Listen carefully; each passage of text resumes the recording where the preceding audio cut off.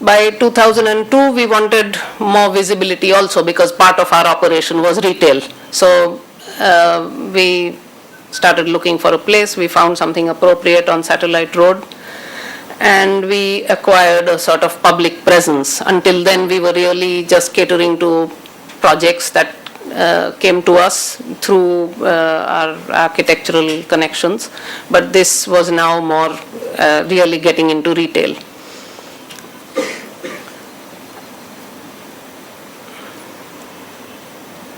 These are early images from the showroom. I mean, now it looks somewhat different because we have a cafe in front, but this is what it was.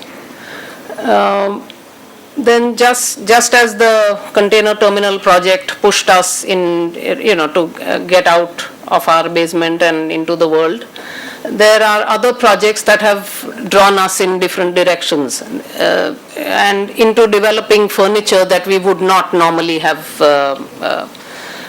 developed. So, for example, school furniture. When Eklavya School came to us with this request, it was not as if we had something ready-made to hand to them, but it pushed us to develop something new.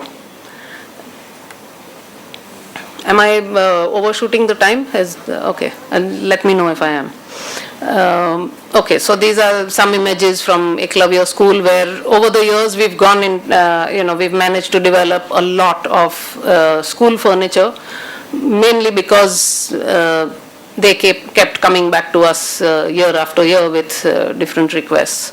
So these are images from their classrooms where we developed, modular storage systems, their seating, of course, library, stackable chairs. I mean, each new requirement brings in another problem that you have to solve, and obviously you want to solve it in the most elegant way possible. So you develop stackable chairs. Now with those stackable chairs, we also have trolleys on which you can stack them and move them around, so on. The tables, though they appear extremely simple, they finally evolved into a whole desking system where you can add on panels and drawers and this and that, and it turns into a whole then there was laboratory furniture, which they wanted, again, the specific requirements for different types of labs, including their laboratory tables, storage, blackboards that would slide and have storage at the back. Now these, every time we developed something new, it was not specific to that project or client. It was something that we hoped to add to our catalog, and therefore it had to be something that could be scaled up, something that could be repeated. All of these were givens. So more images from Eklavya School, their staff rooms, outdoor furniture which they use extensively for classes and for meetings and such. Similarly, auditorium seating, for example, that's not something that one would normally develop. I mean, we do tables, chairs, beds, sofas, all that.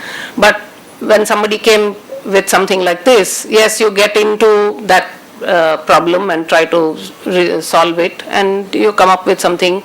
Now we have several variations of auditorium seating that we can offer to potential customers.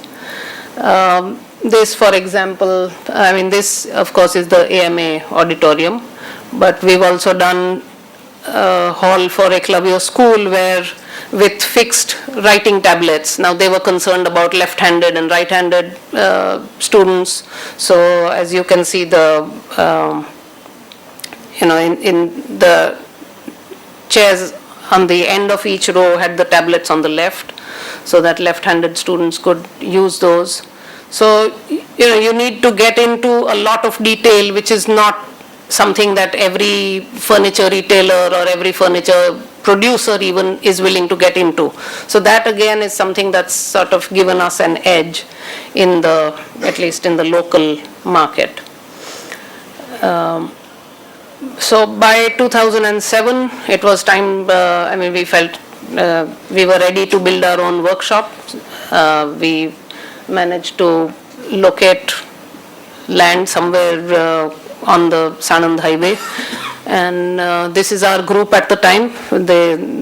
Almost the whole company is there, and so by 2009 we moved into our new premises, which we sort of designed and built for ourselves. This is our present shop floor. Our ambition, of course, is that eventually we'll have a completely dust-free workshop and a completely safe workshop. But getting people to use safety equipment, that also is a challenge, as you can see. Apart from the wood workshop, we also added a small metal workshop, which can at least produce prototypes, if not entire batches of production. We also shifted the design studio to the workshop premises from the city office. So that makes coordination between design and manufacturing so much better. Now this is something, again, which is not exactly furniture, but something that the architects HCP DPM approached us with. Would we make shading systems for buildings? Because that was something that they were developing on a project. And yes, we took on the challenge. We had the manufacturing capability, we had the design development capability, but clearly this is something that needed a separate identity. It would not do to have TDW Furniture, because by now people associate us with a certain product. So we created this division called FACE, Facade Applications for Conservation of Energy. That's what it's an acronym for. And so this was our first project. The system itself was designed by a product designer, Dinesh Sharma, and we worked closely with him to develop it and produce it. And now we have 4 different types of shading systems that we produce. All of them have inbuilt variations that are possible. I mean, there's a range of panel materials that you can use to give it a completely different appearance. This is the finished building, which some of you may have seen from outside. This is a detail of the system and another version of the same system using a different material. Now, as I said at the beginning, that we have, no background in business management or business administration. So in some ways, this is something that allows you to take make unconventional choices along the way. So some of these may have seemed completely illogical to many of you. But so I'll just run through some of the choices that we've made in this journey. I mean, TDW is now 12 years old. It is a recognized sort of brand, at least in this city and maybe some part of the country. And so what are the choices that we've made? One is designing from fundamentals instead of following trends. So it's not a matter of, okay, this is in fashion these days, let's make our furniture this way. That is not something that we've done. And in many ways, that is what has given us a distinctive sort of appearance. Well, let's say it's our design vocabulary, in a sense, is distinctive because of this.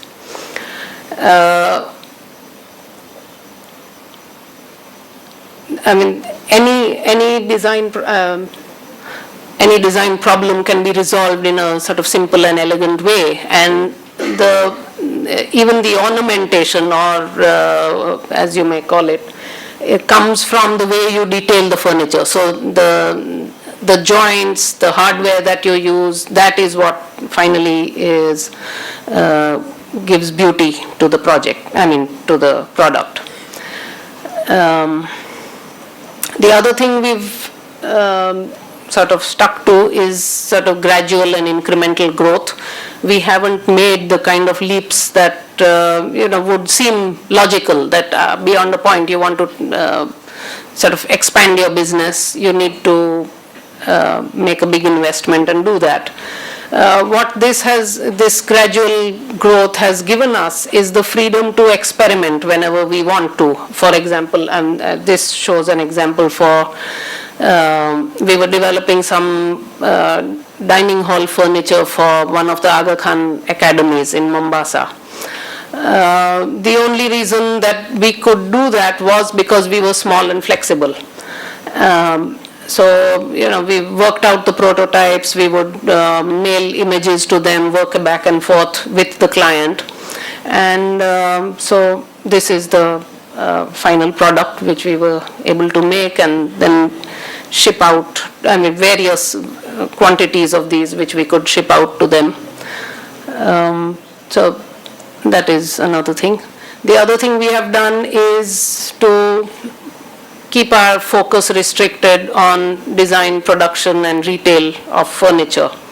We are often asked whether we would take on interior design projects or do we do turnkey projects, and the answer always is no.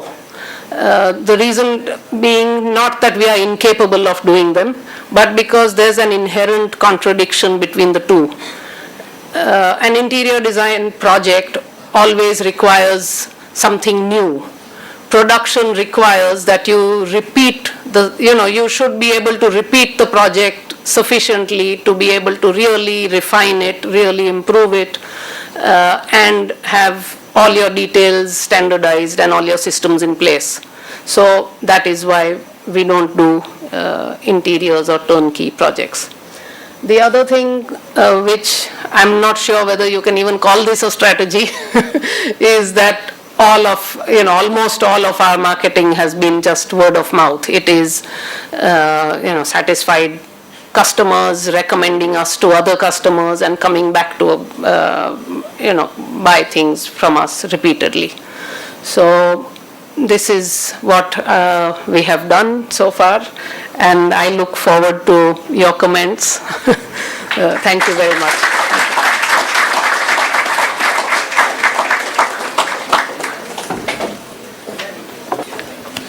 Thank you so much, ma'am, for that beautiful message. Now, I request Mr. Ketan Trivedi to kindly deliver his speech.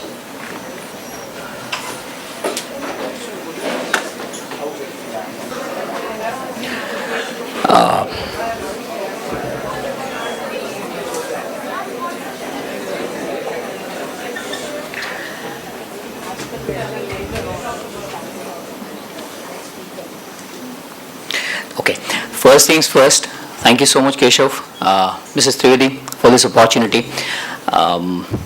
This is something which is what we at So South keep looking forward to, interacting with people, because if there are, let's say, 50, 80, 100 people sitting over here, I look at all of them as my prospective customers. So, this is an opportunity that we keep looking at, and this is part of, Ismet ma'am, this is part of our marketing strategy as well. So I don't know if it's structured marketing strategy or not, but this is how it looks like. But thank you so much, Keshav, Mrs. Trivedi.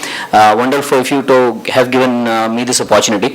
What I'm going to do is I'll share with you how we started with this bunch of people who were really looking forward to do something, and where we stand now after 2.5 years of journey.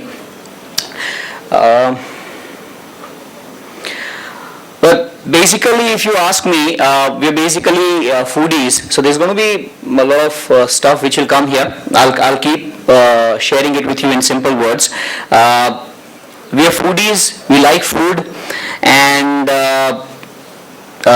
that's how this whole thing started. there's a terminology in English, fire in the belly. After working for different companies at different levels for more than 10-12 years, we still had this fire in our belly because we are sales guys. We wanted to do something which was related to sales, but still something which we could be associated to directly. ગુજરાતીમાં એક શબ્દ છે ઉચ્ચાપાત, એટલે અંદર ઉચ્ચાપાત હતું કાંઈ કરવાનું. So but what was the easiest thing which we could relate to? Food. So we were passionate about food. Being in sales, roaming around different parts of state, country, what we used to do is we used to go to the best of the place, have food there, appreciate it, again go to the next place, and end of the day when you are done and tired with your work and all, again look out for the best place to eat. And so that's how we kind of developed the food for taste, and So South started that way. We started with a small shack kind of place on SG Highway in October 2012. We started with around 30-35 odd items, varieties. Basically it was all of dosas. So what we really wanted to do was we wanted people to come every time and say, what's new now? So when we started with this place, we had 37 odd varieties of dosas, and right now we claim to have almost more than 120 items of dosas. All fusion, all different, unique, and people still keep coming back to us asking what's new again. So that's how we started with it. We wanted to give hygienic food, so that was again another thing. Who are we? We are school friends, 3 of us, ex-bankers, industry people, passionate business partners, passionate about food. So we joined our hands together primarily because we wanted to grow and have people grow with us. So whoever are there with us, we wanted them to grow as well. And we are in the process of doing that. How I'll share it with you later on. So here I am. I have worked for more than 12.5-13 years in different companies at regional and national level. The last I was regional head for bank assurance in one of the insurance companies. Prior to that I was VP for strategic initiatives in that company. But this is what drove me, passion for food. Chintan, my another partner who's based out of Baroda, he is a lawyer. He has been in retail industry. He was in US, he was in retail there. He's done e-business there when e-business was in its nascent stage here in India. So when he came back, he kind of brought a lot of insight of how foreign market works and all, which by the way we are using in terms of our growth strategy for future. Vivek is third partner. Vivek is the guy who brings in a lot of innovation in food. In fact, he is one of the top rated foodies from Zomato, and he is one man who I can say is behind the innovation that we have in our menu. So 3 of us joined together one fine day. We decided that let's get started with something. ગુજરાતીમાં કહીને કંઈક ચાલુ કરી દઈએ એમ. We get started with something. So when we started in 2012 October, it was not an official place. It was an unofficial beginning of or journey, beginning of the journey for us. We were not recognized by corporation. Every